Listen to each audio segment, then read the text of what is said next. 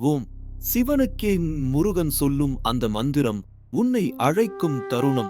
நாம் அனைவரும் அறிந்த சிவபெருமானுக்கே ஒரு குரு இருந்தது தெரியுமா?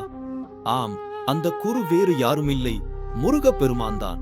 ஓம் என்ற பிரணவ மந்திரத்தின் ஆழமான பொருளை சிவனுக்கே முருகன் விளக்கிக் கூறிய சுவாமிமலை சம்பவத்தை பற்றி இன்று காண்போம். ஒருமுறை படைப்பு கடவுளான பிரம்மாவிற்கு ஓம் என்ற மந்திரத்தின் பொருள் தெரியாததால் முருகன் அவரை சிறையிட்டார்.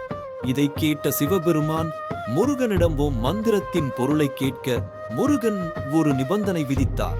சிவபெருமானை தனக்கு மாணவனாக கேட்டு மரியாதையுடன் அமர்ந்த பிறகே முருகப்பெருமான் ஓம் மந்திரத்தின் முழு விளக்கத்தையும் அருளினார். ஓங்காரம் என்பது அண்டத்தின் மூல ஒலி. சிருஷ்டி, ஸ்திதி, சம்ஹாரம் என மூவகை தொழில்களுக்கும் இதுவே ஆதாரம்.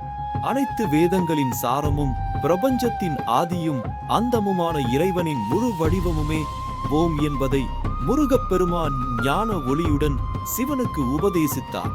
இதனால் முருகப்பெருமான் ஞான சுவாமி என்றும் சுவாமிமலை குருமலை என்றும் அழைக்கப்படுகிறது. ஞானம் பெறுவதற்கு வயது தடையில்லை. கற்றலின் அவசியம் மற்றும் குருபக்தி ஆகியவற்றின் முக்கியத்துவத்தை இந்த நிகழ்வு உணர்த்துகிறது. இன்னும் ஒன்று, இந்த மந்திரத்தின் பின்னணி என்ன? உங்களுக்காக இன்னும் ஒரு கதை காத்திருக்கிறது.